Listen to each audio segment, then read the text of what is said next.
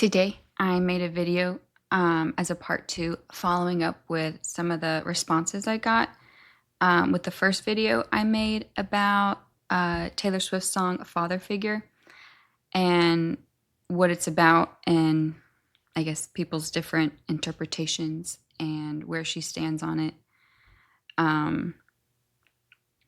So I wanted to clarify like what I had in mind when I first made that video and my perspective so that people don't falsely accuse people of evil sins when maybe they have a limited perspective on the person. Also, I have open letters to Taylor and Kanye in here. So if this ever gets to them, there's open letters for them. And if Kanye, if you ever see this, the end is better than the middle. So there might be some negative things that the reminders of aren't favorable towards you. But in the end, I think it's watch the end and then maybe go back and watch the middle. Yeah. Good. I have good news for Taylor and Kanye at the end.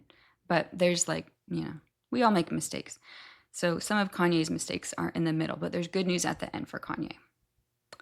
Yeah. So, as a preface, this is what I had in mind when I said, stop bullying Taylor. Like, this is the bullying that I'm thinking of. And primarily, it was 2 episodes. It was Allie Beth Stuckey.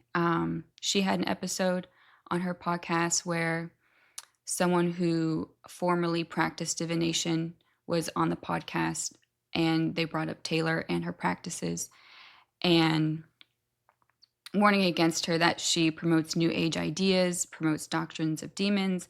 And like these were the examples: the invisible string, demonic symbols, karma, witchcraft. And then Allie Beth Stuckey refers to her as a serial dater and that she promotes anti-Christian ideas. And I can understand, like, if you're coming out of that realm of like divination and witchcraft and like fortune telling and talking to, like, I don't know much about it. I don't want to know how it works. But I can understand, like, if you're coming out of that and you see the harm in it, that you're on guard. And when you see things that like remind you of that realm, it's, yeah, you do want to warn people about that. Like the way that your conscience is informed, these things are a danger, and you want to warn people against that. But like with astrology, like God made the stars for signs and for seasons, and he names constellations in the Bible: Orion, the Pleiades. And people have used these concepts for harm, but I don't think they're harmful in and of themselves. People do misuse them, like the zodiac, things like that, constellations. People do use them for harm, and they take it too far and they get carried away. And there is like pagan aspects associated with that. But astrology in and of itself is not evil. And God made, the sun, moon, and stars for signs and seasons. And he names the constellations. And he holds them together. He binds them together. So that was another one, astrology, that they mention. And it's not on here. So like invisible string, karma, witchcraft. Like with karma, again, people might use that in a pagan way, but that concept is present in the Word of God. And like invisible string, there's also like a semantic range of how like words are used and their meaning, and how people who practice divination, how that concept is used and that meaning could be different than what other people think of when they use that phrase or that word. Yeah. So that's what I have in mind with bullying. It's like when you see these concepts, you interpret it with the like worst interpretation possible.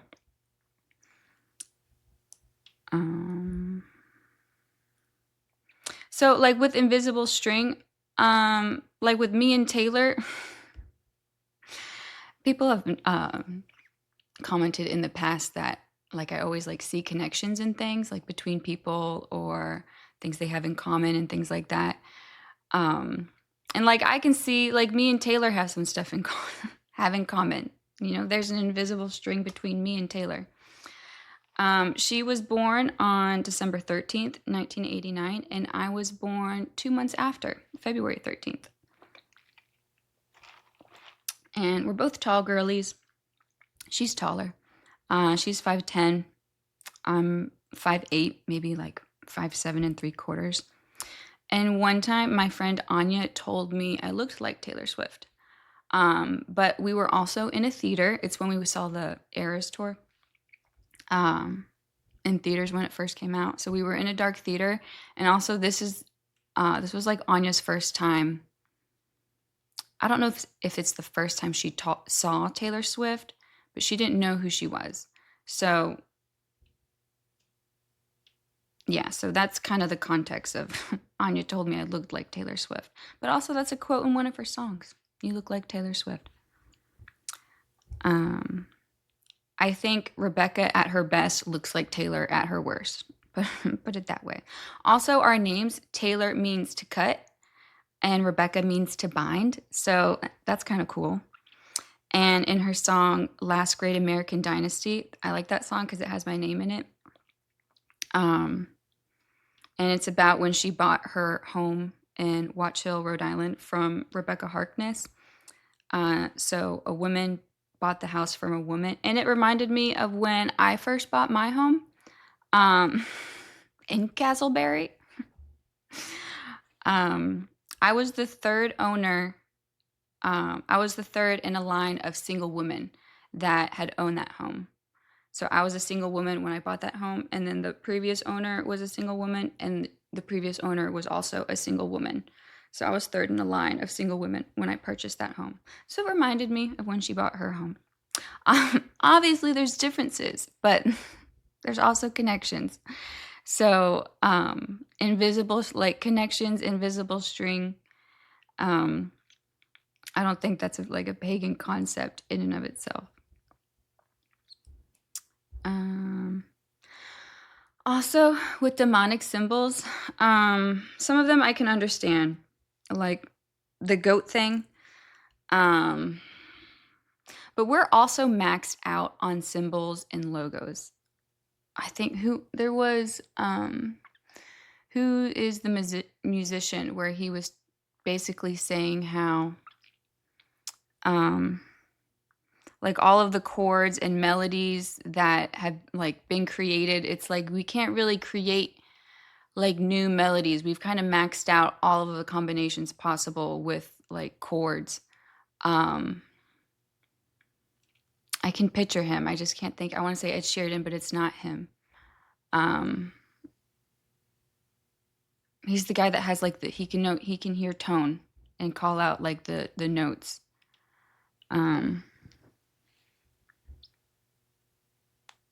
You guys probably already know it.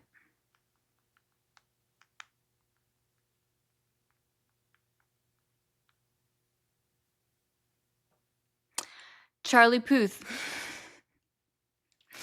So Charlie Puth was saying that like all the melodies are kind of already taken.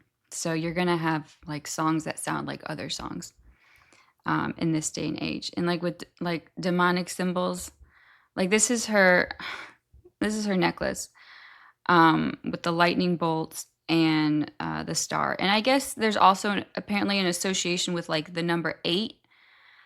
So having 4 on each side, I think that also add to it. But it's like they made the claim that it was Nazi and white supremacist symbolism. But my like, is it only for the necklace? Like, are we still allowed to wear the bracelet? What do I do with the bracelet? Can I still wear it? Um, but she took it down, I guess, if it's against people's conscience. Um, and also, like, this little design here on the side, the circle with the moon and star, it's a replica of cookies I made for a kid's birthday party one time. Um, my niece Ruby, when she turned 2, she had a star and moon party, so I made these cookies. And they made a joke. They're like, Becca, why'd you make Islam cookies? And I'm like, I didn't know. I didn't know it was Islam. Like the crest and the star. I was just trying to make cookies with the moon and the star. So, like, we're kind of maxed out on symbols and logos and combinations and things like that. So, and also, I'm not into it. Like, I don't know what people use the symbols and stuff like that, but I don't know. I think it's just like, if we have it in our conscience, it's just going to be how we interpret it. And yeah, should interpret it with the best light. This is also something I said in my past video. This is Jesus talking to the lawyer. The lawyer says, "Teacher, what shall I do to inherit eternal life?" And he said to him, "What is written in the law? How does it read to you?" Like, how people interpret things sometimes says more about them than about the object they are interpreting. Like, out of the abundance of the heart, the mouth speaks. So if you have like these evil things, and it stinks because we live in a world where sin is present and these evil things do exist. And if you're always on guard of it, it's like you're going to see it everywhere, even if it's not present. If it's like in your conscience. Yeah. And I think that's what happened here. Like with the video I made about father figure, the accusation is that it's about child trafficking. So I posted it on Facebook. I deleted the post, so these comments aren't there anymore. And I don't want to like blast the people who posted them. But this was the first comment. Well, someone else commented and I asked, like, did you watch the video? And then this is a different person. And she says, I don't need to watch any video defending this awful woman. The lyrics to her new stuff were enough to make my stomach turn with revulsion. I do not even want her old country stuff after seeing that. Vile, period. So I sent a message to them. I said, hey, blank, was it the song Wood that you had the lyrics, you were referring to? I want to make sure I understand. No, not that particular song, but it was also the disgusting pornographic front of the music album. I was like, oh, what song had the lyrics you were referring to? Father figure, you know, the one about grooming, prostitution. Actually, without even trying, it sounds like child trafficking. Literally, just reread it to make sure I'm not being judgy, although it makes me want to throw up. Then betrayal and murder. And then I responded, I didn't have that thought at all when I listened to it. And then I pointed her to this. I was like, she has a track where she explains what the song is about, and it's kind of the opposite. This is on Apple Music if you're interested. And when I say like kind of the opposite, like they're portraying her to be like a proponent of those themes. And I can understand that the themes are there, but she's on the opposite side. It's like she's not the oppressor. She's speaking against the oppressor. She's on the side, like sticking up for the vulnerable and trying to put an end to people who use those tactics. And I said, and from what I've seen, Taylor is against oppression and all forms that it takes, prostitution, children, the music industry. And I said, I think Taylor, the author, is the only one qualified to state what the song is about.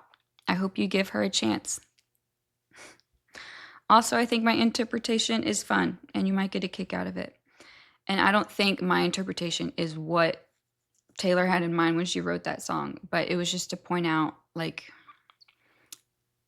you can interpret things in a positive light.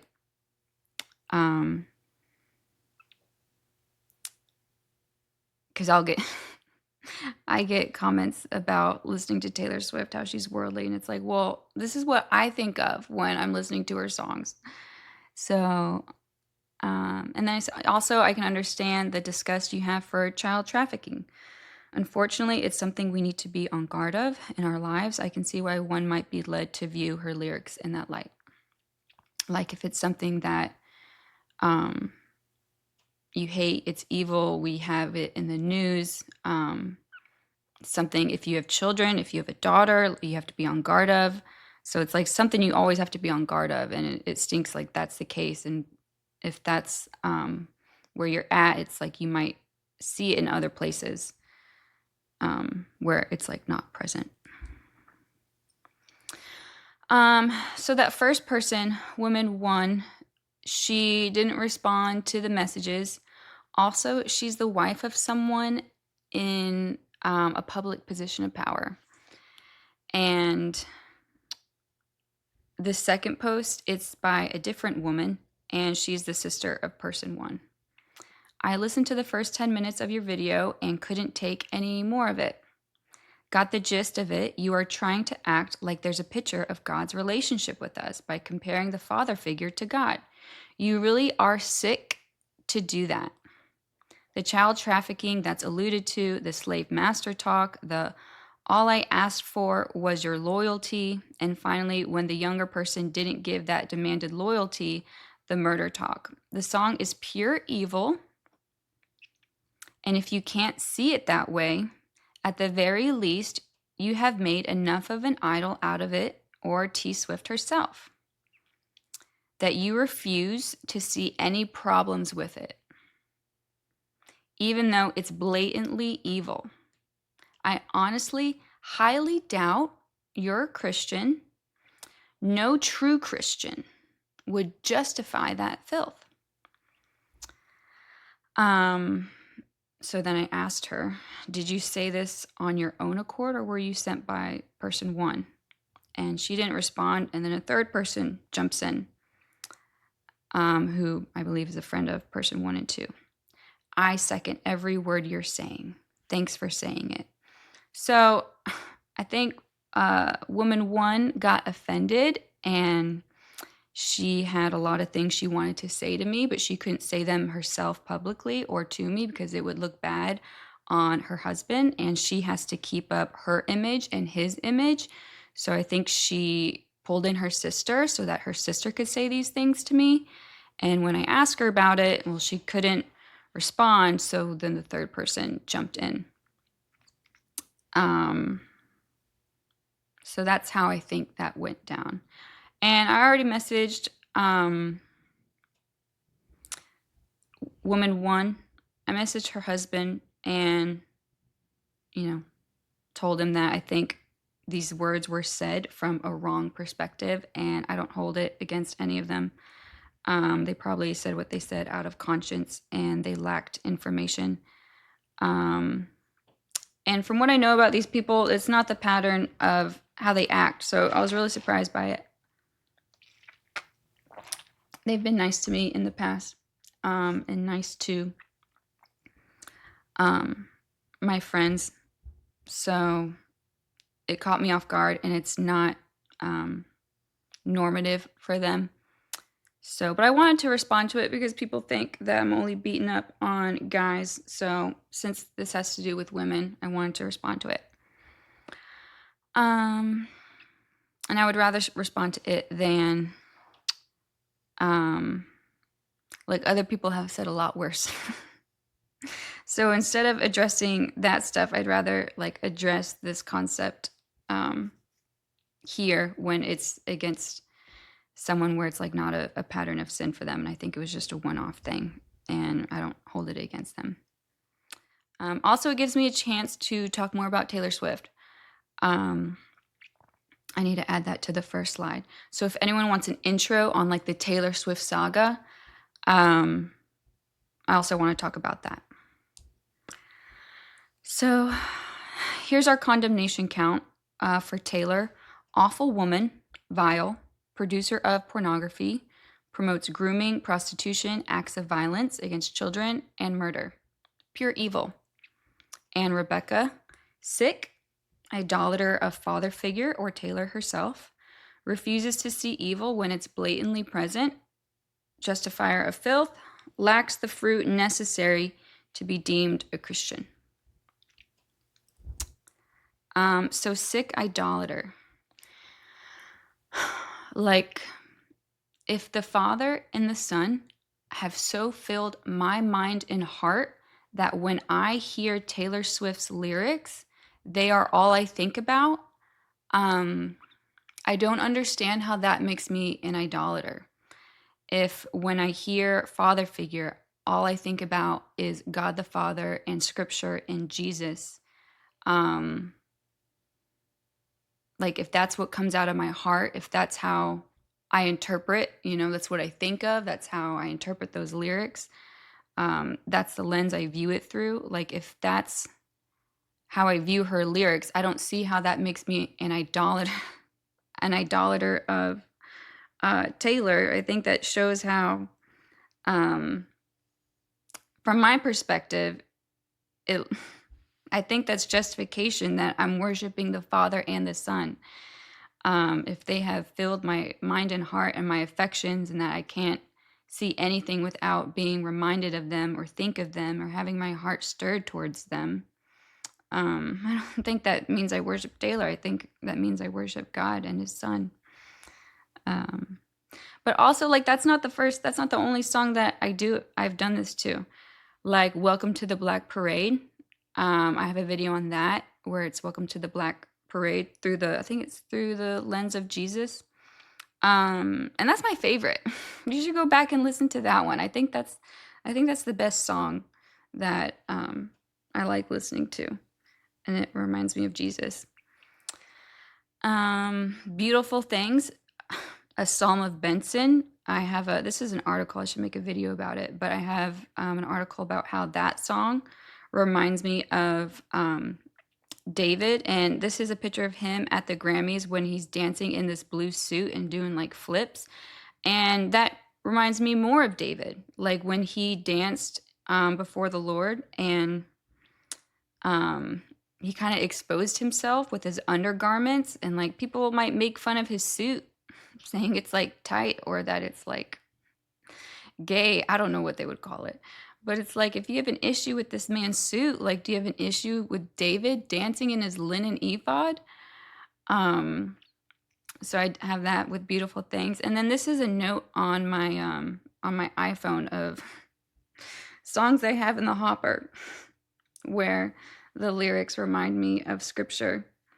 It's basically these songs from Imagine Dragon, Whatever It Takes, Believer. And then I have like Black Parade there when I was doing it with Black Parade. And also Greatest Showman, the song where the other side, that reminds me of Jesus and the rich young ruler. So I want to make a video about that. And this song Fancy by Reba McEntire, when I hear it, I want to do a video where it's like fancy through the lens of Tamar, Ruth, and Rahab. Because that's what I think of when I hear the song Fancy. I think about those women. Yeah, so like it's not just Taylor Swift or that song. It's like every song. It's every movie. It's every song. Not every, a lot of them. Yeah, so I don't see how this makes me a sick idolater. Like, I don't think I'm sick. I don't think it's indicative of a sin issue if that I view these things through like the lens of Scripture in a way that has my heart and mind stirred towards thinking of the Father and the Son. Also, final interpretive authority is held by the author. And at her official release party, she talks about all of these themes and the songs and why she wrote them. Um, did you? Did you go to her official release party to hear about her songs and to hear from the author herself of what she meant when she wrote them, what she had in mind, the purposes, what they mean? Because me and my girl, Rami, we went opening night with our t-shirts. I made those. I made the t-shirts and the hat. We had a great time. And also, like, she has the track by track. This is what I sent her, where she talks about, father figure and what's it about. So did you consult the author and, ask her, like, what did you mean when you wrote these things? What did you have in mind? What's your stance? Are you an oppressor or a liberator?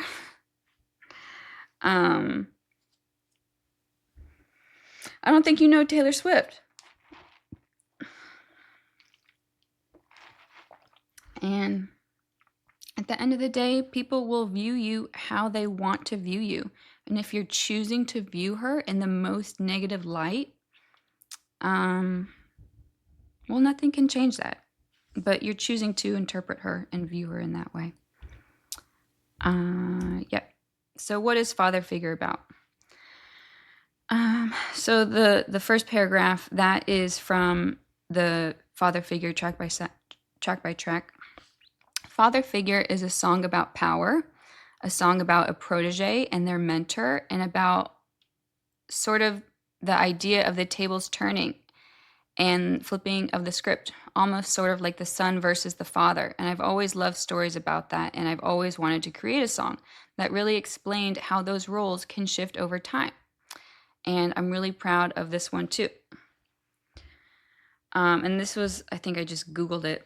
So this is like the AI response that comes up on Google now. Taylor Swift's song Father Figure is a character-driven narrative about power dynamics in a mentor-mentee relationship, likely inspired by the music industry and her past with Big Machine Records CEO Scott Borchetta. The lyrics explore themes of control, loyalty, and betrayal through a threatening and manipulative lens, using both corporate and mafia-inspired metaphors. Swift wrote the song from multiple perspectives, including both the powerful mentor and the protege, to show how powerful dynamics can flip and lead to conflict. So I guess, yeah, those themes are present. I don't, with child trafficking, that's like the bottom of the barrel. That's like the worst of where you see those themes play out.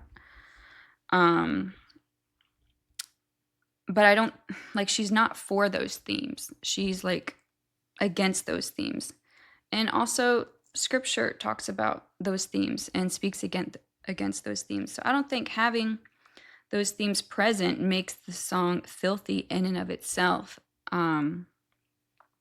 or evil in and of itself. Like if she's, against these evil themes, like she's the hero. She's like battling these themes. She's the underdog. That, the tables turn in her favor. And even though she has like an opportunity to be cruel to others, she doesn't use her position to return evil for evil. So like power dynamics flip. So this is Daniel 4, like with Nebuchadnezzar when he, was a great king of Babylon. And Daniel came and prophesied saying that, his kingdom's going to be taken away from him unless he starts being merciful to the poor. Like he has abundance of resources and he's using these resources to take ease for himself. He's flourishing in his castle, his palace. He's at rest. He has an abundance and he's using all this abundance for himself, instead of using that abundance to be a means of grace and being merciful to the poor. He's using it for himself. And Daniel comes and, break away now from your sins by doing righteousness and from your iniquities by showing mercy to the poor, in case there may be a prolonging of your prosperity. The king reflected and said, "Is this not Babylon the Great, which I myself have built as a royal residence by the might of my power and for the glory of my majesty?" While the word was still in the king's mouth, a voice came from heaven saying, "King Nebuchadnezzar, to you it is declared, sovereignty has been removed from you, and you will be driven away from mankind, and your dwelling place will be with the beasts of the field. You will be given grass to eat like cattle, and 7 periods of time will pass over you until you recognize that the Most High is ruler over the realm of mankind and bestows it on whomever he wishes." So Nebuchadnezzar went from king to beast of the field in an instant. The Lord had to humble him. And after 7 years of eating grass, his glory returns to him and his kingdom is restored. Now that he has the right mentality of how to use his power and his resources. Yep. Tables turning, flipping the script. Again, this goes back to like what Taylor said, how it's like the idea of tables turning and flipping the script. Jesus did that. Here's Matthew 21. Jesus entered the temple and drove out all those who were buying and selling in the temple, and overturned the tables. He said to them, "It is written, my house shall be called a house of prayer, but you are making it a robber's den." And this is the account in John 2. He made a scourge of cords and drove them all out of the temple with the sheep and the oxen, and he poured out the coins of the money changers and overturned their tables. And to those who were selling the doves, he said, "Take these things away. Stop making my Father's house a place of business." So yeah, the religious leaders were using religion to satisfy their lust for money. So it kind of has all those themes. They were taking advantage of the vulnerable, the children of God, and they were using these things to satisfy their lust for money as leverage to extort resources from them. Yep. Jerusalem, trafficking the children of God. Here's Lamentations 5. Verse 3, "We have become orphans without a father. Our mothers are like widows. We have to pay for our drinking water. Our wood comes to us at a price." Verse 6, "We have submitted to Egypt and Assyria to get enough bread." It's like slavery. Egypt, slavery. Slaves rule over us. People that are enslaved to sin and enslaved to their corruption and their lusts and their lust for money and their lust for power. Those are the people that were ruling over them. There is no one to deliver us from their hand. We get our bread at the risk of our lives because of the sword in the wilderness. Burning heat of famine. Verse 11, "They ravished the women in Zion, the virgins in the city of Judah. Princes were hung by their hands. Elders were not respected. Young men worked at the grinding mill, and youths stumbled under loads of wood." So that's like trafficking the children of God, the people of God. Extortion over them. They're in slavery. They're in bondage. Jerusalem at that time. And I see this today happening, where religious leaders take advantage of the children of God in order to satisfy their lust for money. So here's an example where I saw an issue publicly, and I reached out to someone. I saw the issue publicly, and it was really grieving, because you like see the same thing everywhere with religious leaders, and it made me angry. It made me outraged. I thought the sin was evil. and their response to it was evil and cruel, and people try to hold them accountable, and their response is just more cruelty towards those Christian people who were concerned for them. And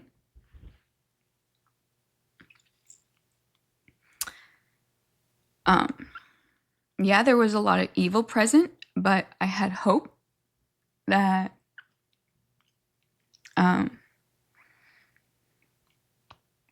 that they were, true children of God that wanted to do right by the Lord, and maybe they just fell into a ditch, and a situation escalated that they weren't considering, and maybe they got in a ditch and they didn't know how to get themselves out of it.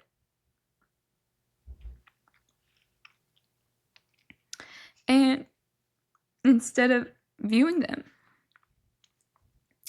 as evil, oppressive, extortionists over the vulnerable people of God, I had to fight really hard to instead view them as orphans themselves, that they were just children of God that got themselves in a situation and they didn't know how to get themselves out of it, and things were turning, from bad to worse every time one of them would open their mouth to talk about it. And it's like, if you have ears to hear, it's like, the cues. You've seen it before. It's the same pattern. It's the same tactics. It's the same defense. So every time they try to get them, someone would speak to try to clear themselves, I'm like, just giving himself away. So I reached out to the only person that I knew that I think had connections with this person, and I asked them about it and cried on the phone, pleading with him. And he just asked to be, excused from the conversation, that he didn't want to be involved. And this was the follow-up text. Also, I don't want to expose or destroy anyone. The more Blank talks, the more he exposes himself. I have a way out for him and everyone else involved. I don't know if this person had a part in what they did or just knows of it. I don't know. An olive branch, a peace treaty, a golden ladder, a way out, so that this doesn't continue to hang over their heads and be a cause of questions and suspicion. And their reputation will be better on the other side of this route. And it doesn't require them to confess any evil motive or intent that may be present. Can I pitch you my advice for damage control? So was it sick for me to go to these people and try to look past the blatant evil present and try to remember the good that they have in them and the potential that they have to turn from this, and that I didn't want this to destroy them and be the end of their ministries and their names and their reputations.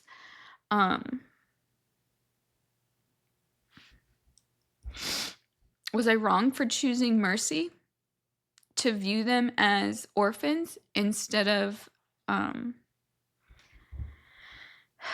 extortionists?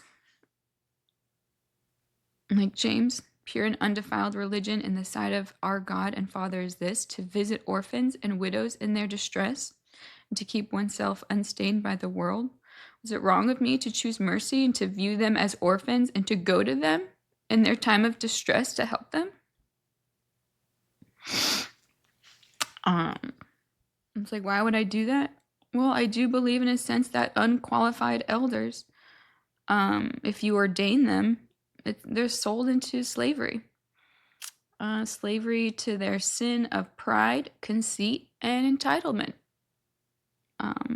This is a letter I wrote to different people.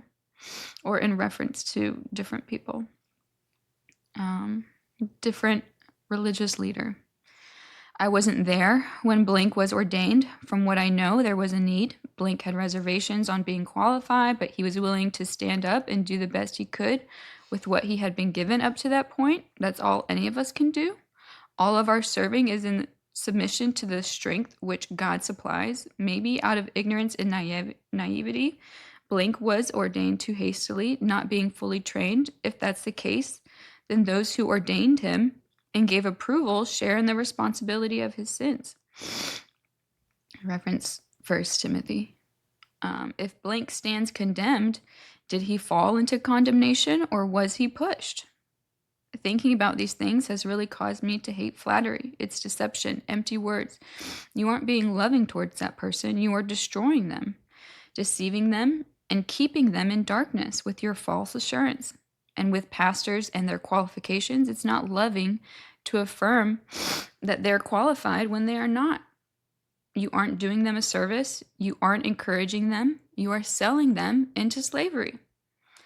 Slavery to their sin of pride, conceit, and entitlement. So was that wrong? Should I expose them? Also, Taylor Swift's song, she gives accreditation to the original from George Michael, father figure, and this is lyrics from his song. I will be your father figure. Put your tiny hand in mine. I will be your preacher teacher. Anything you have in mind. Yeah, so again, I hate child trafficking, but let's make sure that our religious houses are free of it. It's evil, it's sin, and let's make sure that we get all of our logs out of our own eyes, since we hate it so much, including in the religious realm, with preachers and religious leaders and teachers. Yeah.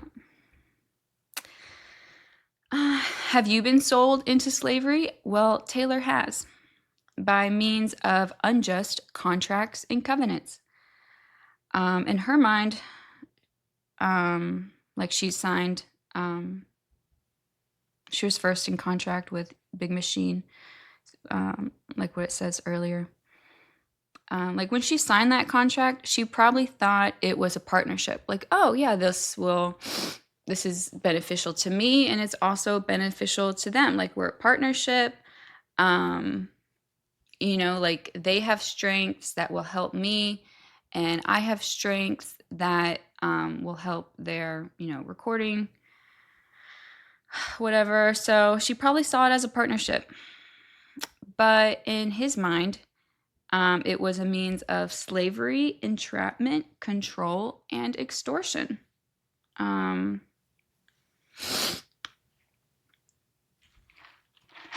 It's crazy, the music industry, publishing companies, especially for artists to, like when you write a book and when you make music. So like this picture of Taylor, these were her 6 albums that were recorded under Big Machine. And so she didn't own them. The company owned them. And like this music, it proceeded from her. It came forth and proceeded from her. That's her mind. That's her heart. Like that is like, it's very personal. That's herself in that music. And for, another man to own that and have it as like leverage. And she wanted to buy it back. And from what I hear, when he sold it, she made known her desire to buy it back. And, he sold her albums to another person and left her out of the opportunity to buy them. It's like it's just like torment. Like withholding, it's like they know that's her desire and they're just withholding it just at her expense, as leverage. Like, I'm going to sell it to this other person and leave you out of it. And yeah, maybe you would have even paid more, but I hate you so much. I'm just going to sell it to this other person because it's not about the money. It's about how you are nothing and I have the control and I have the power. Just to cause harm, just to be spiteful. Taylor, I was so happy for you when you bought yourself out of slavery. Yeah, unjust contracts. The good news is that one day they're all going to be done away with. So this is Isaiah 58. The first passage is from the Epistle of Barnabas. I'm not saying that the Epistle of Barnabas is inspired or anything like that. The main thing I want to point out is how whoever the author was, Barnabas or someone else, how they interpret Isaiah 58 and compare that to our own translation of Isaiah 58. To us, he says, "Behold, this is the fast that I have chosen, says the Lord, not that a man should humble his soul, but that he should loose every band of iniquity, untie the fastenings of harsh agreements, restore to liberty them that are bruised, tear in pieces every unjust engagement or contract." That's how Isaiah 58 was interpreted at that time. In the early church, even if this is a forgery or whatever, that's how they, viewed that passage. In our version, it's like undo the bands of the yoke and let the oppressed go free and break every yoke. So they have like tear in pieces every unjust contract. Untie the fastenings, scissors. Of harsh agreements. I like that, like with the scissors and the bow. It's like, the captives go free. He cuts the chains, he breaks the bond, and then he like binds up the brokenhearted. So I just like those concepts. Like scissors and a bow. Some people are going to get the scissors. Some people get the bow. Depending on who you are. Yeah, unjust contracts, one day they'll all be done away with. So that's good news. Have you been the recipient of unjust cruelty? Hated without a cause? Have someone set a trap against you and bait you into it in an attempt to destroy you? Been victim of a smear campaign? Well, Taylor has. This bullying conduct is the equivalent of murder. This bullying conduct is what led to the murder of Jesus, led to the crucifixion of the righteous one, putting him to death. This bullying conduct is what drives others to insanity or suicide. So it's like you're either going to get killed, be driven to kill yourself, or you're going to end up in a mental institution. By this conduct, it's murder. Here's Amos 3:5. Does a bird fall into a trap on the ground when there is no bait in it? Does a trap spring up from the earth when it captures nothing at all? So all of these forms of like entrapment, setting a net, being captured, it's like if you're not like Scott Borchetta could be like, well, I did nothing wrong. It's like, well, you baited her, She wouldn't have signed that contract. That was unjust if it's like you didn't lay the bait and lure her into it and appeal to like maybe her desires and all these false promises. It's like if people end up in a net or if they're ensnared, even if it's like their own actions. Well, it was baited. You were lured, lured.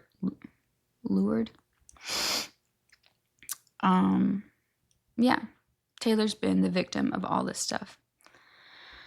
And here's the background, reported series of events. So there was a man who made a deal with a female and promised that he could get her an award, supposedly. However, Taylor won that award and not that other female. And the man responds in a way that's favorable to the female in an attempt to make up for not being able to deliver on promises. Possibly in a state of panic due to the realization that he didn't have the power he thought he had and the power that he boasted in. So you guys might know what that's in reference to. But Taylor, forgave that person. She moved on. She didn't hold it against him. She let it go. And this man calls Taylor to ask if he can mention her in a song. And Taylor agrees. Sure. Because she saw them as friends. She was willing to forgive and move on and not hold that against the person. She was willing to deal kindly with them, even though they acted out against her. She didn't hold that against them. She wanted to deal kindly with them as in a friendly manner. So when this man released a song, it was basically saying like, Taylor owes me favors. Like sexual favors, because he made her famous. And the music video has a doll in it with her image and likeness. And it's like presented in a way where it's like those favors are being exchanged. So that's disgusting, and that plays into the themes of trafficking and extortion and, using these means in order to win music awards. But Taylor's on the other side of it. She's the victim of these things. Like, that's what I'm trying to point out. She's the victim of these things. She's not promoting it. Other people use these tactics, and she's been the victim of it. So when the song comes out, Taylor's like, yeah, we did have a call, and I agreed to something, but that wasn't it.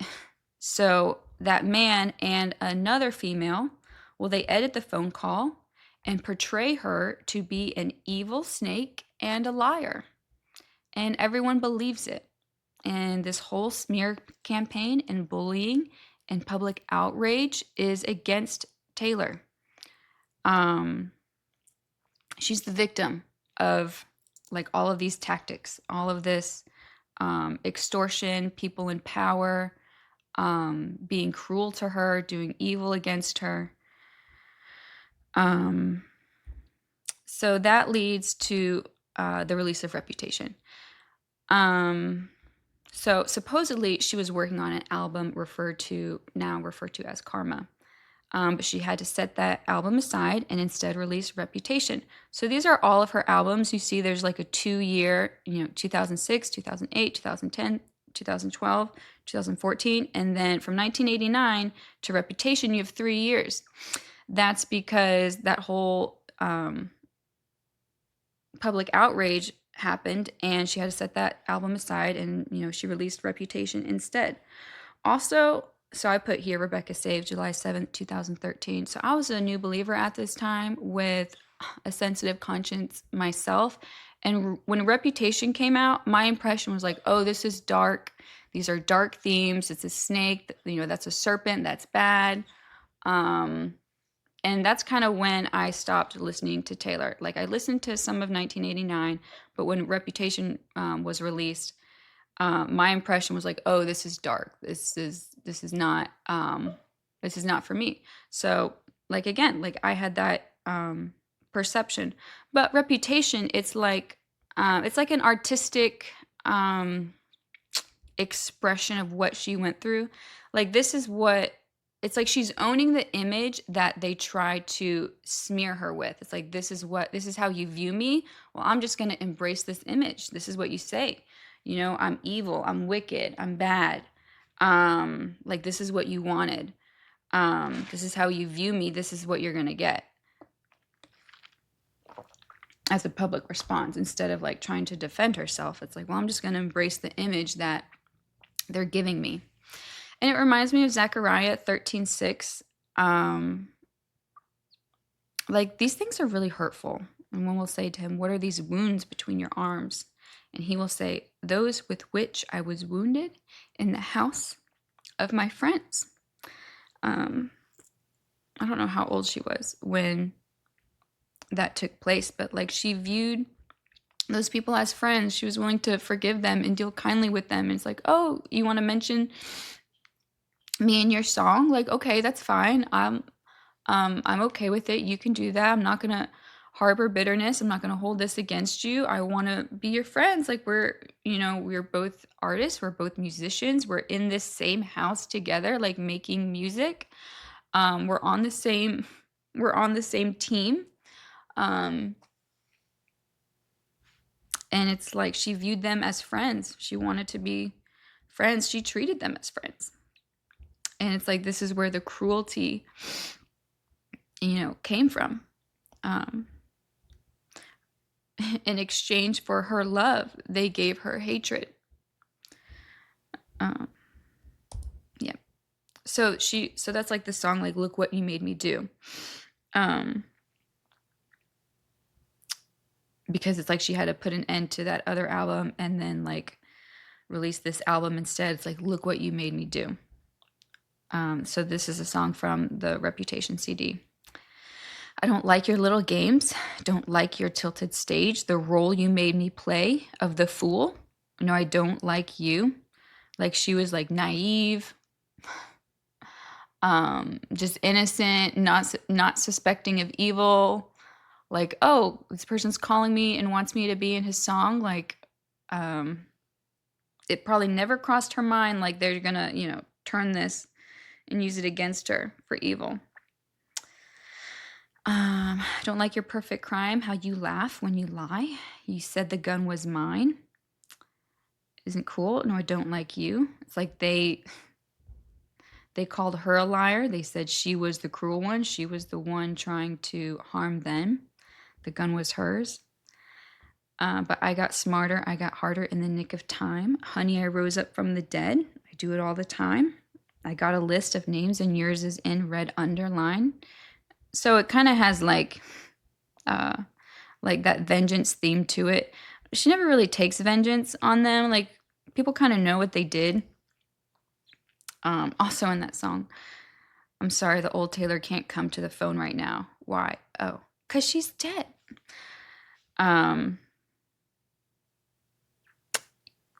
Yeah, so like, she doesn't actually take revenge on them. We kind of know what they did. And her revenge is overcoming, working through the pain, working through the hurt, growing herself, healing, and building. Doing her own thing. So this is like the revenge that she does take, where it's like, this is from the Tortured Poets Department. She has a song, Thank You, Amy. And see how K-I-M is capitalized? It's about Kim. So this is kind of like the only revenge that she takes. I left the lyrics in it. Also, it's like, everyone knows that my mother is a saintly woman. It's like, people say it's an allusion to Kim's daughter, Saint.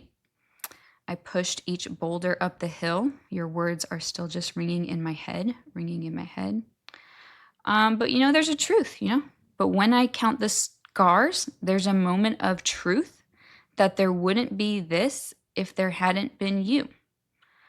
And maybe you reframed it, and in your mind, you never beat my spirit black and blue. I don't think you've changed much. And so I changed your name and any real defining clues. And one day your kid comes home singing, a song that only us two is gonna know is about you. So like her revenge is that she's a better artist now. She's releasing music. She has a legacy, and she's popular with kids. And this person, her kid's gonna come home singing Taylor Swift songs, and the song is gonna be about her. But also, some people say like this is also like a red herring, like it's actually about someone else, and that there's like dual meaning behind it. So who knows? So that's the revenge that Taylor Swift takes, is just becoming a better person and moving on. Also in like Cassandra, this is from the Tortured Poets Department. That's what TTPD means. This is where it's like when the first stone's thrown, they're screaming. There's a raging riot, but when the truth comes out, it's like quiet.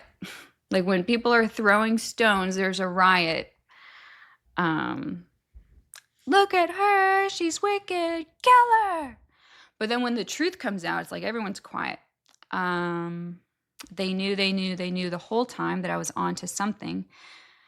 The family, the pure greed, the Christian chorus line, they all said nothing. Blood's thick, but nothing like a payroll. But they never spared a prayer for my soul. You can mark my words that I said at first. In the morning warning, no one heard. So, like Taylor does this cool stuff with words. So it's reported that like the Christian chorus line, it's an allusion to Kris Jenner. So that's cool. I need to learn how to do that more. So that's like the only two attacks that like I've seen publicly from Taylor in regards to like taking revenge on them. Also, if you're interested in the Taylor Swift cult, this conflict between like Taylor and Kim and Kanye, I would say this is like foundation. This is like the base layer. This is like common knowledge of the Taylor Swift cult, is this exchange and conflict and the result of that. That's like we're at the foundation of the Taylor Swift cult. Base layer foundation. This is the information that like everyone knows. Yep. So her revenge is overcoming, growing, building. And although she doesn't profess his name, there are ways in which Taylor is imitating Christ and receiving a blessing for it. This is 1 Peter 4. Servants, be submissive to your masters with all respect, not only those who are good and gentle, but also to those who are unreasonable. For this finds favor if for the sake of conscience toward God, a person bears up under sorrows when suffering unjustly. So Taylor was suffering unjustly. She was mistreated. There was this outpouring of evil against her that caused immense sorrow and suffering and pain. And all she could do was bear up under sorrows. For what credit is there if you sin and are harshly treated? You endure it with patience. But if when you do what is right and suffer for it, you patiently endure it, this finds favor with God. For you've been called for this purpose, since Christ also suffered for you, leaving you an example for you to follow in his steps, who committed no sin, nor was any deceit found in his mouth. And while being reviled, he did not revile in return.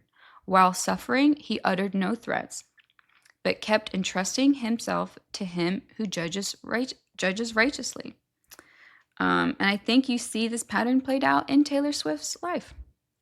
And it's kind of like Joseph. The patriarchs became jealous of Joseph and sold him into Egypt in prison. Yet God was with him and rescued him from all his afflictions and granted him favor and wisdom in the sight of Pharaoh, king of Egypt, and he made him governor over Egypt and all his household. And that's what I think of when I think of Taylor, that she went through this horrible trial of suffering and sorrow and affliction, and she bore up under it, and she didn't return evil for evil, and she didn't let the bitterness overtake her. But she had to like work through her emotions and heal from them, and respond in a kind of way. And now she's governor over Egypt. She's ruler of the music industry. And what does she do at the top? Does she is she oppressive towards those underneath her? Is she vengeful? No, she uses it she uses her power to raise others up so that they don't have to go through the same oppressive system of suffering that she had to endure. This is from her song Karma. Karma takes all my friends to the summit.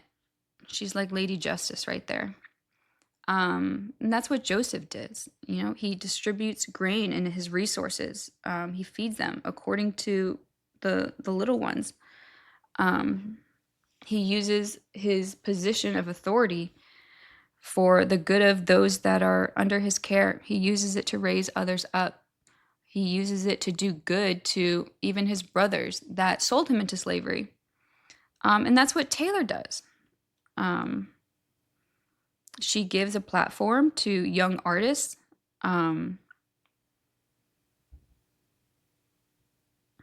She wants to raise them up so that they don't have to, be dependent on unjust contracts and being sold into slavery or having to do favors to have a chance at winning an award. What an evil woman. This is from her song. And this is Ice Spice. So like if you say karma is like this new age concept and it's like anti-Christian and pagan, like the concept is in the Bible.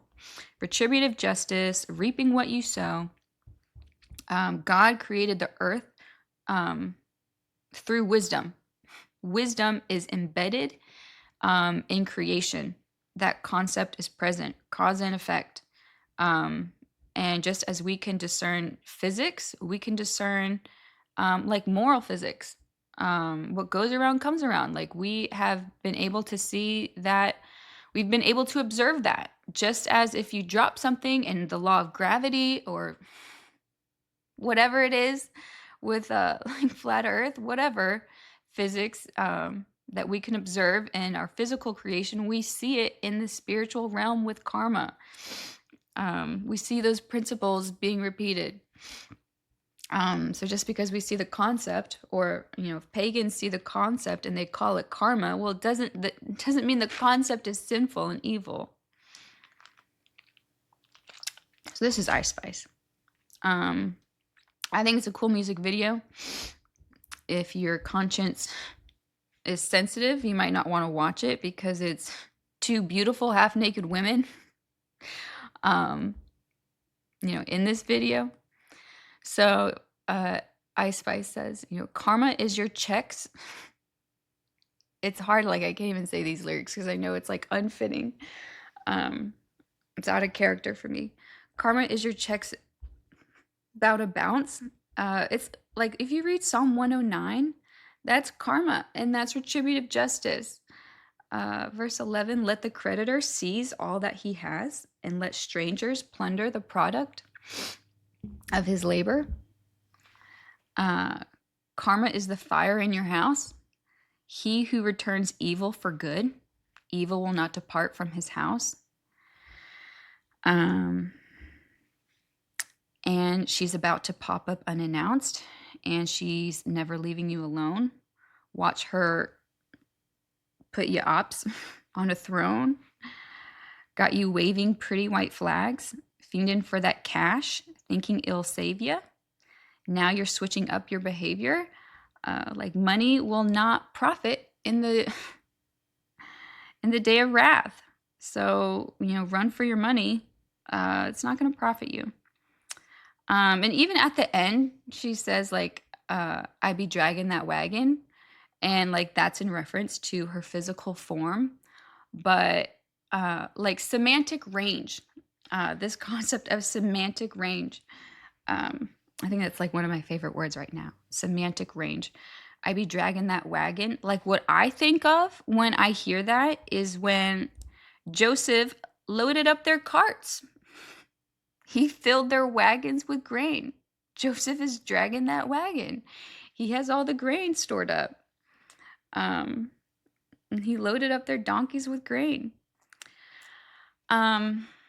And like you see the like with semantic range, like you see things come full circle. So I be dragging that wagon, like that's in reference to like fat stores on a woman's figure, but it's also like grain and currency in like with Joseph, like a wagon full of grain as currency. And then in Song of Solomon, chapter 7, verses 1 and 2, he says, your belly is like a heap of wheat. So it goes back to fat stores on a woman's form, except it goes from like the back to the back end to the front end. He says your belly is like a heap of wheat.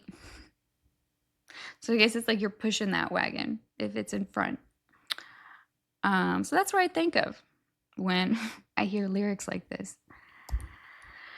So this is Rebecca's Eras Tour experience. I went to Miami Night 1. That was a year ago, Friday, October 20th, 2024. I was lower bowl, front row, and I bought a resale ticket for $2,000. And it was a single ticket. I was by strangers. And if you're like, well, Rebecca, if you bought a lower bowl ticket, why do you have this picture of you on the floor? Because I snuck onto the floor. Which I can see how that could be like considered stealing. And if that's the case, like Taylor, you can contact me so I can make restitution. Why did I sneak onto the floor? Well, let me talk about I made 3 friends that night. The person to the right of me, she gave me a bracelet. She was there with her daughter. She was really nice.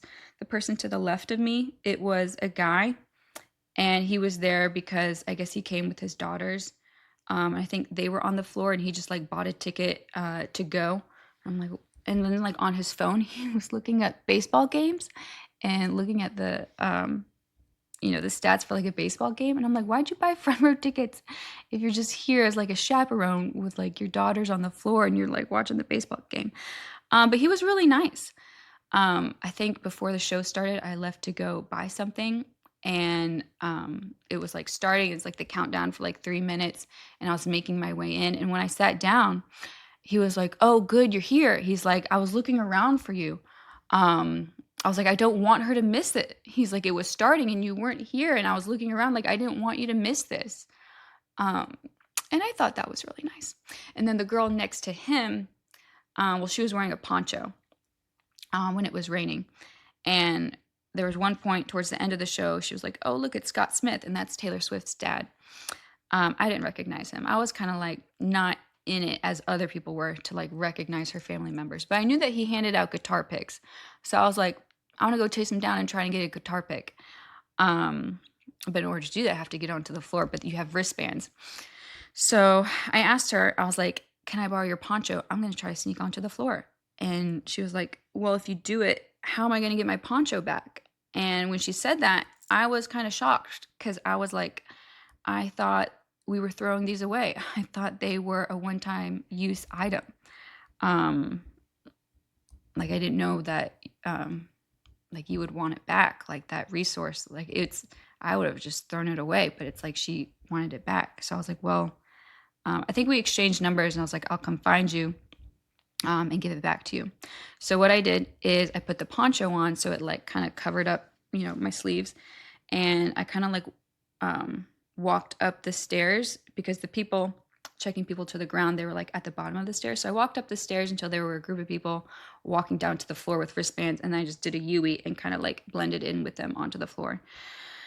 But I think like the ticket value for those seats were, I think, like $400. So if I paid $2,000 and then snuck into a place where it's like the value was $400, If that's stealing, let me know. And it was like the last song. So I was like, if I do get kicked out, it's like, well, the show is already over. So that's why I did it. And that's where I got that picture of me and Taylor Swift in the background. And on that night, there was when there was Florence and the new Reputation suit. Also, Taylor, thank you. That album saved my life. And that's not an exaggeration. And I mean that. When hearing it, it allowed me to see like patterns and understand like these things that she talks about. It's like, oh, these people were doing that to me also. Like at all costs, keep your good name. I was surrounded by a bunch of men that were warring over the perception that people had of their name, their image, their visage, what people thought about them. Just men fighting to clear their own name at all costs, at the destructions of others. I'm going to tear this person down in order to keep my good name. And it was just name. It was just name. The goodness was a name only. Is it a wonder I broke? Let's hear one more joke. Then we could all just laugh until I cry. I was going through a season of sorrow and distress and talking to others about it. And when I spoke to them, they would just kind of make jokes and laugh about it and dismiss it and, invalidate the suffering and feelings that I had at that time. I was tame. I was gentle till the circus life made me mean. Don't you worry, folks. We took out all her teeth. Like we took out all her teeth. Like she's not going to be saying anything. She won't be speaking anymore. We took out all her teeth. She's not a threat to us. Like here's one example. When I was going from like one place to the next, I was talking to the person and I was like, yeah, what I experienced behind closed doors was like really damaging and dark. And I want to warn people about it. But I don't know how to do that. Looking at the people, if I told them what would happen, it would lead them to heartbreak and despair and discouragement. They didn't have the strength to have that information be dumped on them and to have that be revealed to them. And I was expressing that to, a religious leader about this kind of predicament I was in where it's like I saw this evil and I wanted to warn people, but if I said it, it would just drive them to despair. They didn't have the strength to bear it. And his response was, they wouldn't believe you. Like, well, even if you said it, they wouldn't believe you. So do you think that was grooming? That he was just grooming this, oh, they wouldn't believe you. If you speak out against these things, they wouldn't believe you. No one's going to believe you. Like I was telling him about the conduct of one spiritual leader. And like he's a spiritual leader. And his response was like, well, if you spoke out about it, they wouldn't believe you. As opposed to like, well, yeah, if they're a false teacher, you should warn them. And whether they believe you or not, that's not up to you. You can't control that. You're just called to give a warning. And if people hear it and take heed to it, that's on them and that's on God. Like, I think that's what I would say as opposed to they wouldn't believe you. So do you think that was grooming? Here's a song, But Daddy, I Love Him. I just learned these people only raise you to cage you. These people try and save you because they hate you. I don't cater to all these vipers dressed in empaths' clothing. Like, this is where I started to see more of like these concepts from the Bible, like in her songs, like vipers dressed in empaths' clothing. It's like a wolf in sheep's clothing, a covert narcissist, a whitewashed tomb. Um, and it's like, from my experience, it's like people want to save you, give you the gospel, have you respond to it to bring you into um, their congregations so that you can be a resource to build their kingdom. Um, your giving, your talents, they'll say it's building the kingdom of God, but it's just their own kingdom. And they want your money. And the whole time they'll say, oh, we have your best interest in heart. We do these things because we love you. So they package it as if it's like a place of rest. It's like, oh, you can lie down here. This is a place of rest. We're going to care for you. But in reality, it's like a feeding trough. It's like, we want you here so that we can extract resources from you. We want to bring you in so that, you'll give. We can get money from you. You have a good job. You're wealthy. You have expendable income. It's like, we want to give you the gospel and bring you in so that, we can have your money. You can serve with your talents. You can sacrificially serve with your talents and gifts in the ministry of the church. But it's like, once you step out of line, it's like the compassion's gone. The mercy's gone. The forbearance is gone. The patience is gone. The seeking understanding is gone. The love is gone. The kindness is gone. All of that's gone. If you try to hold someone accountable, it's not love. It's like Elphaba. And if that's love, it comes at much too high a cost. Yeah, and it's like human trafficking. Like, from my experience, it's like they bring you into their congregations and it's like, don't marry that person, don't take that job. Your soul and your body stays here, and you can't leave. Or else you're going to go to hell. You're going to have eternal consequences if you leave. The people that have left, oh, well, they're just not doing well. It's like human trafficking, keeping them locked in a cage in your own false teaching, so that you can harvest their resources and their money and feed your pride and your ego and the lusts of your flesh, and your lust for power and control. That's how I see it. And her music helped me see it. So here's like Ezekiel 36.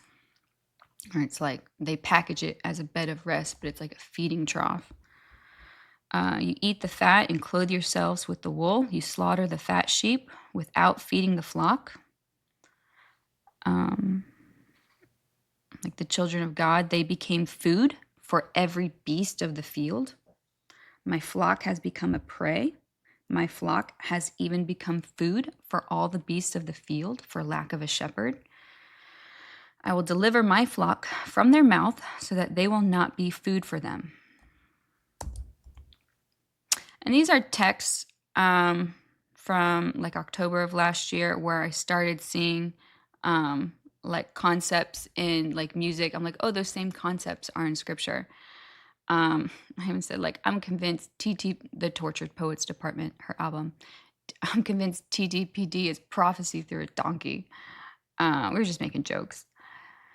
So this is like lyrics from The Smallest Man That Ever Lived, where she references, were you a sleeper cell spy? And it reminded me of like what Paul says in Galatians, false brothers secretly brought in, who slipped in to spy out our freedom that we have in Christ Jesus, so that they might bring us into slavery, like having cruel intentions. And this is a joke I made with the But Daddy, I Love Him song. I was like, this is so-and-so's anthem when she meets an actual godly man. and she's not bound by her certificate of marriage, which actually represents her being sold into slavery. And then their response was, I think Blank may actually love Blank. I think it's possible that Blank set it up, but her feelings were still there. I do think it was a Jacob Rachel situation where Blank is the Laban who took advantage and used it as leverage, getting himself another mini version of himself. It's like that father protege. I felt this way for years. I remember when all the Blank stuff was happening, I told you my theory. Yeah, I thought it was crazy at the time. But this is just theories and, feelings and theories. It's just, we're just joking. That's not happening. But like if it was, it's like leverage, father protege, people are being sold into slavery,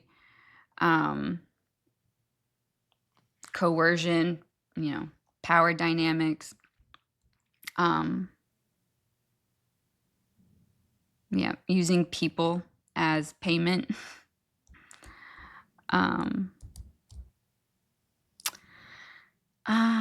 So like a sleeper cell, it's a group of spies who remain inactive, blending into society until activated by a signal to carry out a mission. The term can also be used metaphorically, as seen in Taylor Swift's song, The Smallest Man Who Ever Lived, to describe someone who has been deceived and is waiting to betray another person. So these are marriages where, like, would you consider these legitimate marriages if they used like that civil document and those vows to attach themselves to someone in a deceptive manner with cruel intentions, wanting to harm them and work evil against them and betray them? So this is like Blacklist. This is I forget her name. That's her, and her husband was like, it's like CIA stuff, and he married her as like a sleeper to like betray her. Like he was her enemy, but he portrayed himself as like loving her, to get them to marry her, so that she would marry him. Like, would you consider that to be a legitimate marriage in the eyes of God? And this is Truman Show, where it's like his whole life is being recorded. Everyone's an actor, and she's like playing a role, wearing a mask with a fake identity. Both of these people have like fake identities in order to marry him, with like, harm, because he's just like, again, being a victim, being used for this television show. Like, would you consider those to be legitimate marriages in the eyes of God? Because like slavery and marriage, two separate things. So if someone has like slavery in mind when they're making these vows and when they're like getting a civil document, but the other person has marriage in mind, I have a hard time seeing how that's an actual like marriage, because marriage vows have to be exchanged between two people. Like you can't exchange marriage vows with someone who has in their mind like vows of slavery. Like if they're thinking slavery, but you're thinking marriage, I just don't see how that's like a legitimate covenant in the eyes of God. Yeah. Like if you take someone to be your wife, but you don't do the works of a husband, like or they don't do the works of a wife, like are they your wife if they don't do the works of a wife? And like if your wife is just being like this domineering, cruel woman, like if she's not doing the works of a wife, I don't think that's your wife. Yeah. So also from the Miami Night One, it was this new Reputation suit, and that was a big deal. Here's a video. I'm gonna play it. Also, something to look for, something to like think of when you watch this. When she comes out, the first people to be able to recognize that she's wearing a new Reputation suit are the people on the floor up front.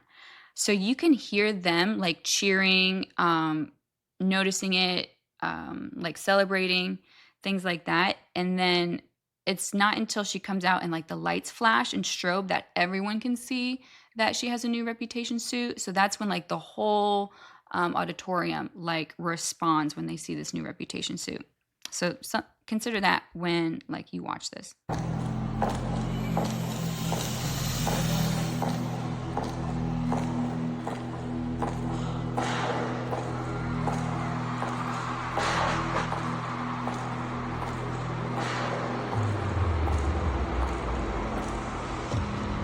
Like people up front nervously. And you're like, what's going on? Why are they cheering? Is it just because it's Reputation? Yeah, so great.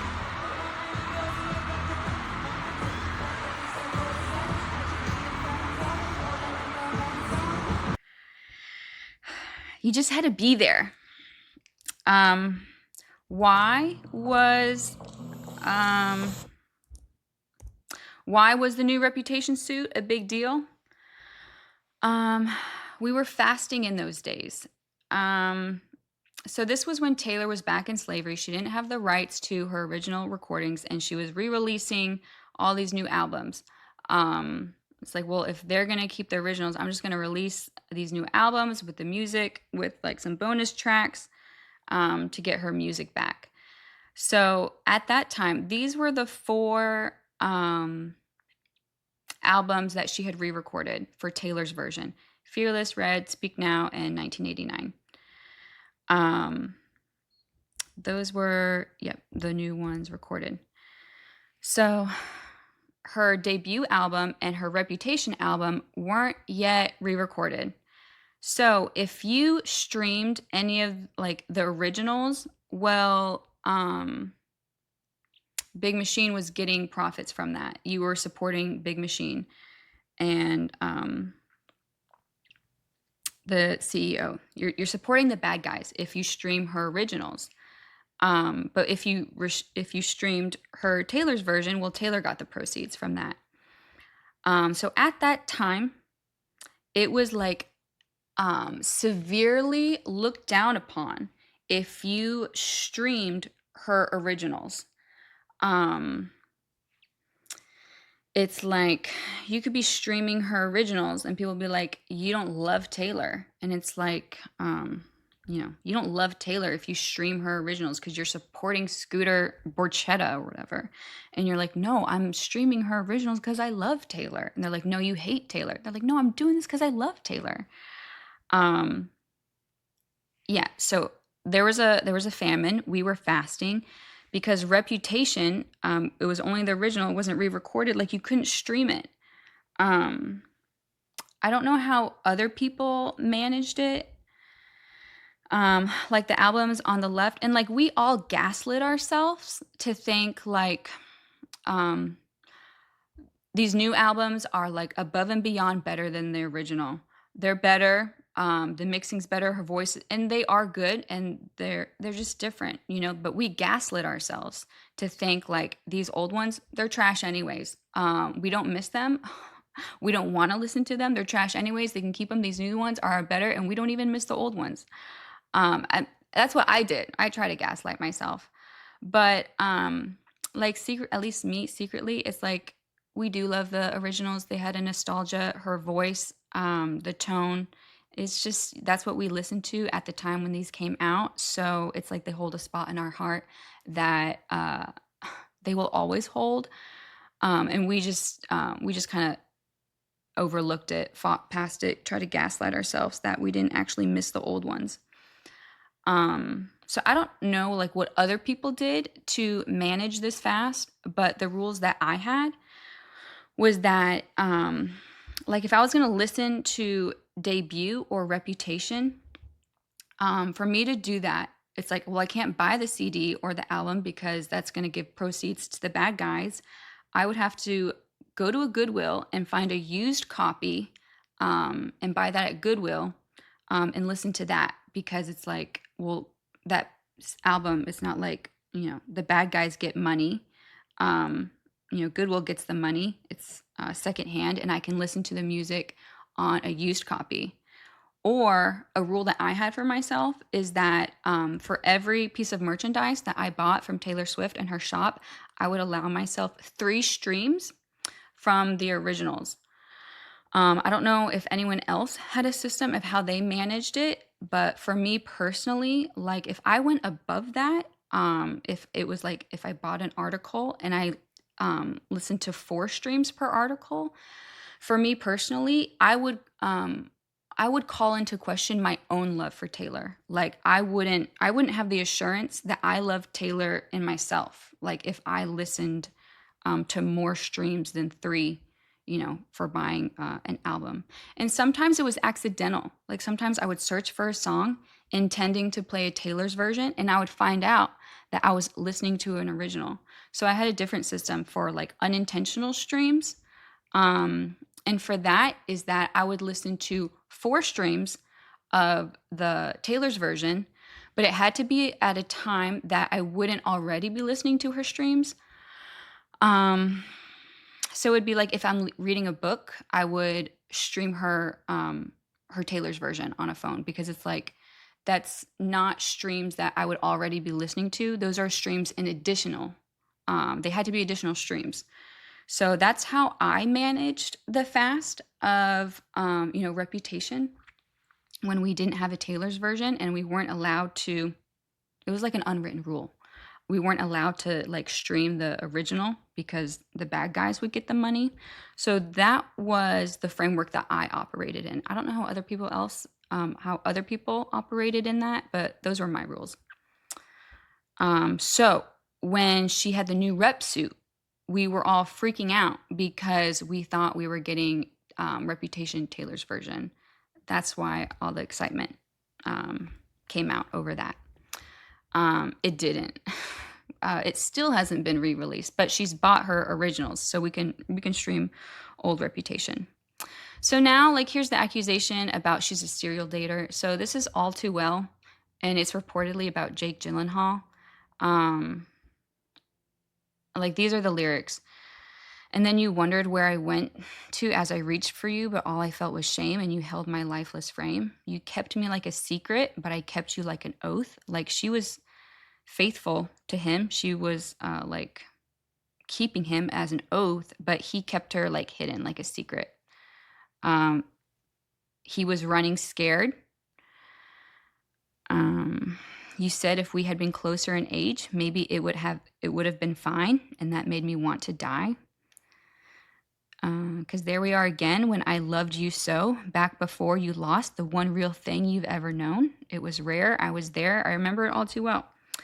Like all of these people, Taylor was like invested. She was committed. But like all of these guys, it's like they ran, they left, they deserted, they had a change of heart. They didn't even like her. It was just like, I don't know, viewed her as like a conquest to say that they could get her. I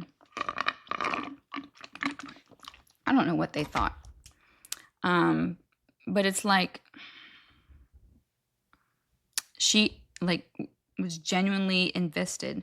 Like people say, oh, I'm glad she found someone she can finally settle down with and be committed to. It's like like as if she wasn't committed to these guys and willing to like settle down with them. It's like she was willing and she was committed, but they have like issues. They still had like work they needed to do on themselves. They weren't ready for that. Also, with the Taylor Swift cult, when you're into like songs and the guys that they're about, I would say that that's second tier knowledge of like where you're at in the Taylor Swift cult. All you had to do was stay. Like reportedly, that's about Harry Styles. People like you always want back the love they pushed aside. All you had to do was stay. Had me in the palm of your hand. All you had to do was stay.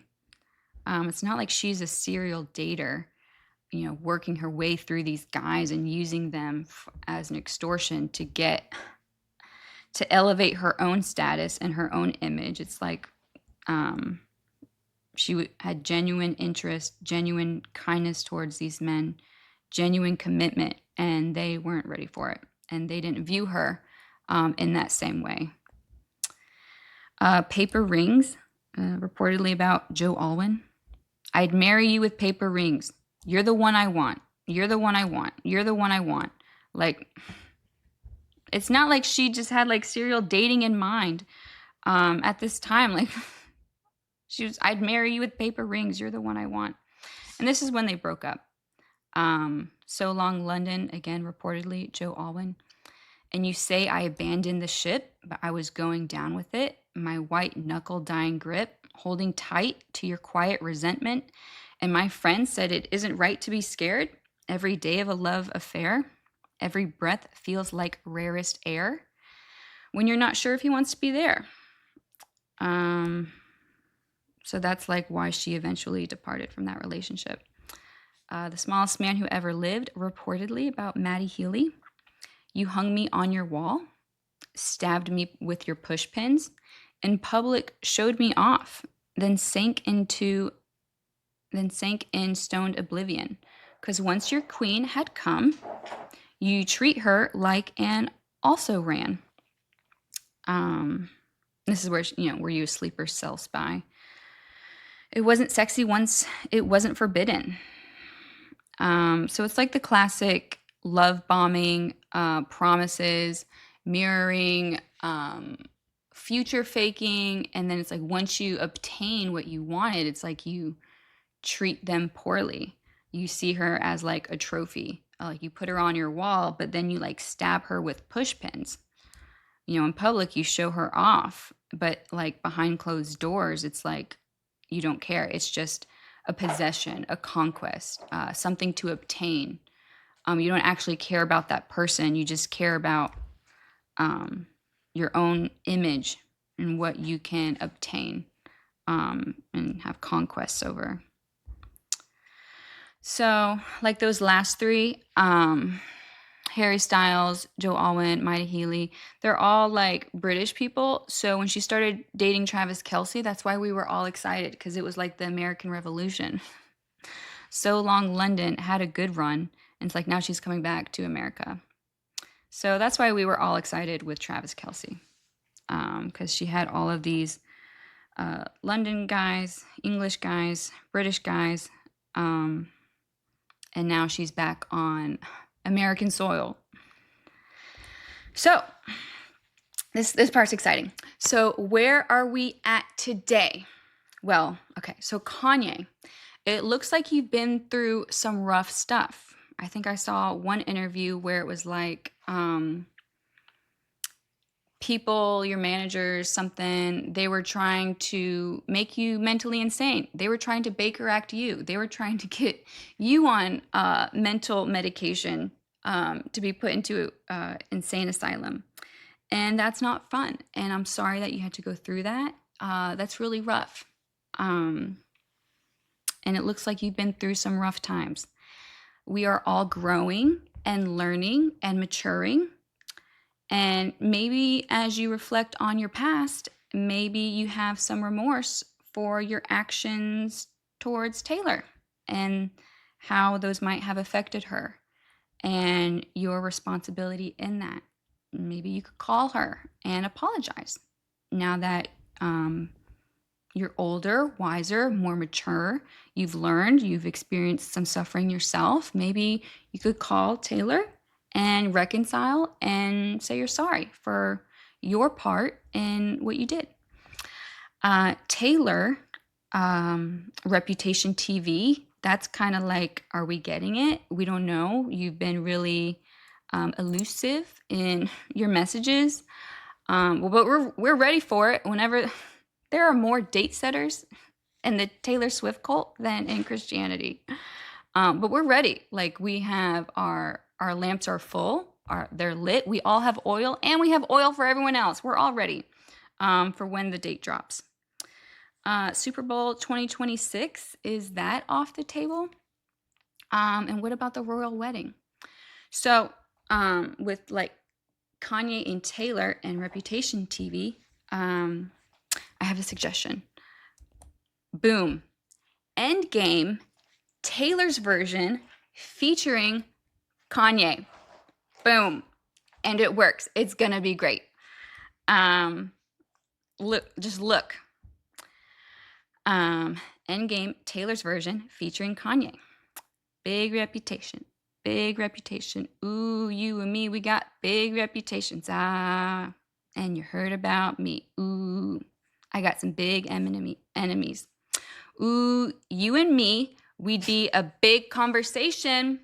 Yes, you would, Taylor. You and Kanye together, Endgame, that would be a big conversation. Yep. You and me would be a big conversation. Yes, you would. Absolutely. And here's Kanye's part. Knew her when I was young, reconnected when we were a little bit older, both sprung. I got issues and chips on both of my shoulders. We're all working through it, having, ego, pride. Reputation precedes me. In rumors, I'm knee deep.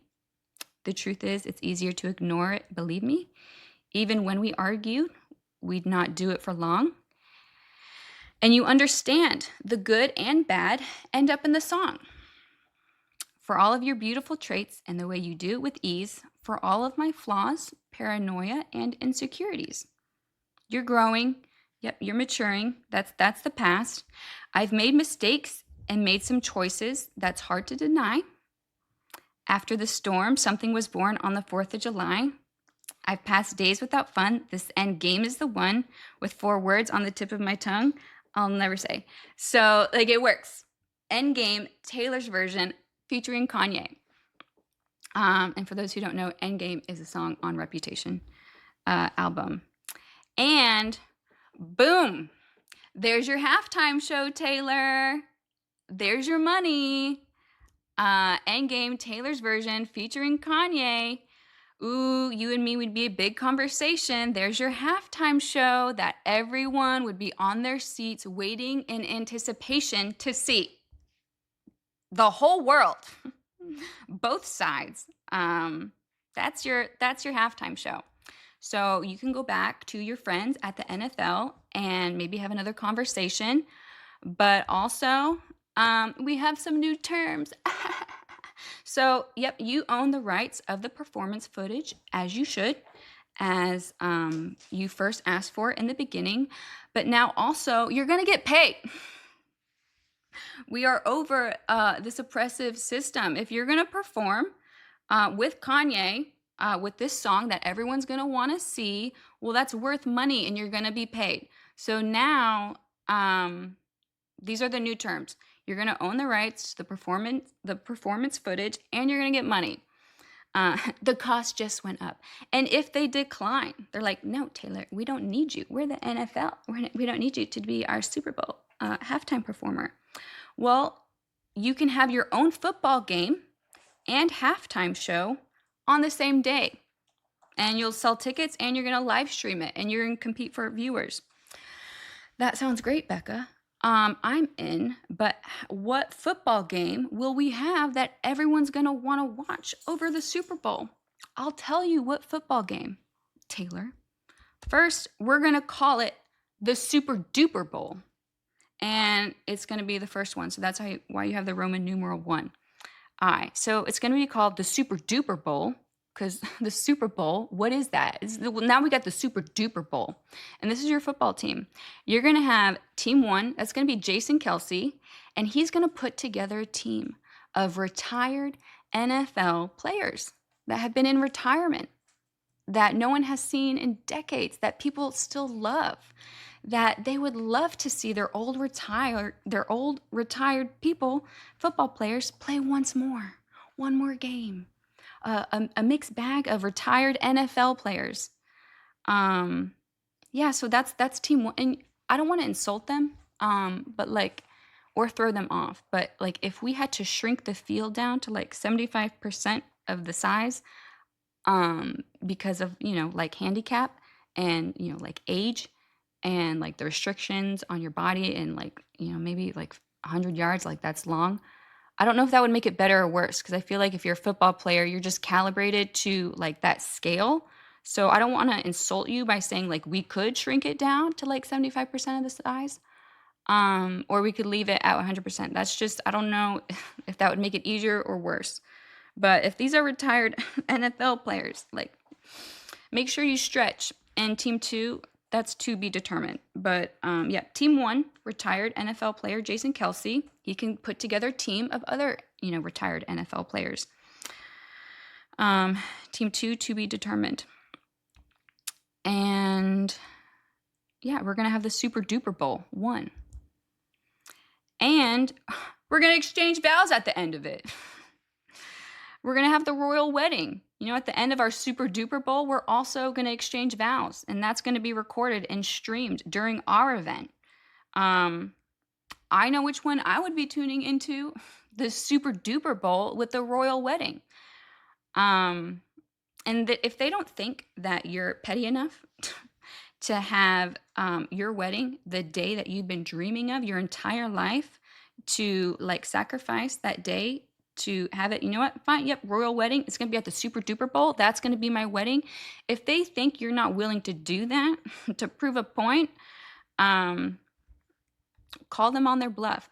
And with your royal wedding, I would just exchange vows and forego the civil certificate. This is in Matthew. Therefore, what God has joined together, let no man separate. A civil certificate doesn't determine whether or not God has joined two people together. You can be joined together in the eyes of God without the civil certificate. I don't even know where that came from, who started it, who thought it was a good idea. In the Bible, we have a certificate of a divorce, but we don't have marriage certificates. Those are of Caesar.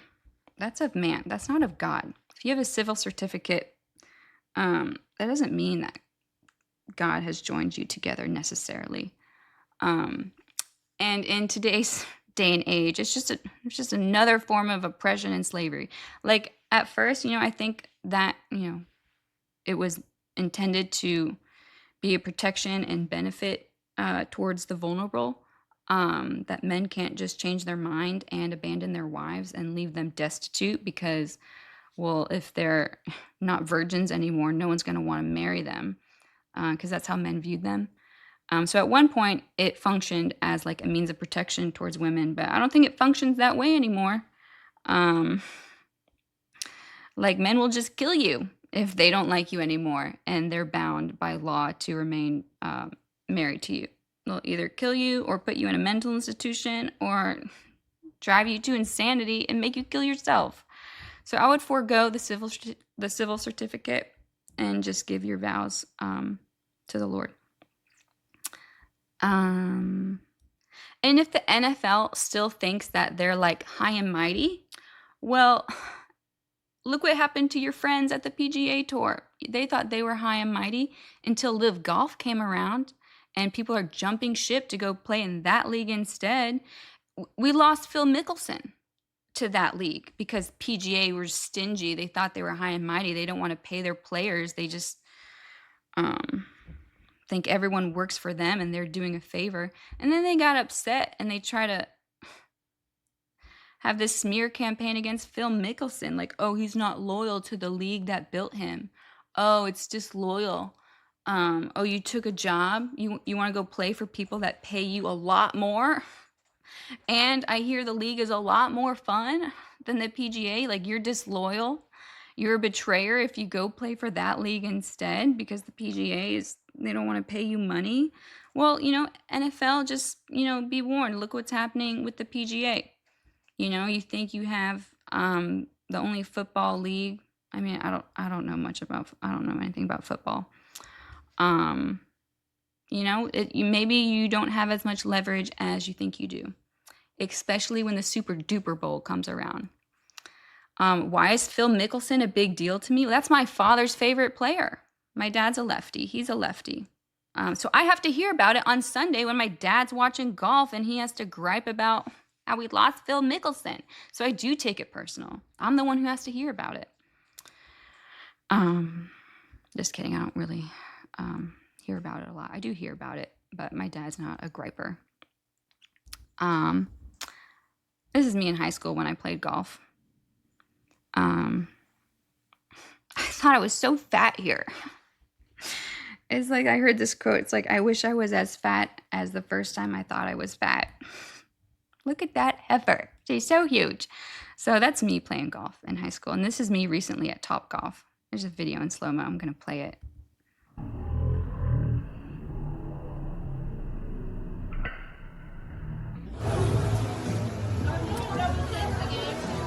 I'm not that good. When I played, no matter which club I used, the ball would just go in the same place. So as far as like golf game is concerned, it's like that's everything just went in the one place. So that's me playing golf, and that's why I care about Phil Mickelson, and I know about the happenings. Well, I hear about it with the PGA and Live Golf. So NFL, like, maybe you could just do what's right and give Taylor the rights to the performance footage and pay her so that we could all have the halftime. And it just works, like Endgame. Endgame, Taylor's version featuring Kanye. It's perfect. NFL, I hope you do the right thing. Taylor, I hope that you're open to the idea. And Kanye, I hope you're open to the idea also.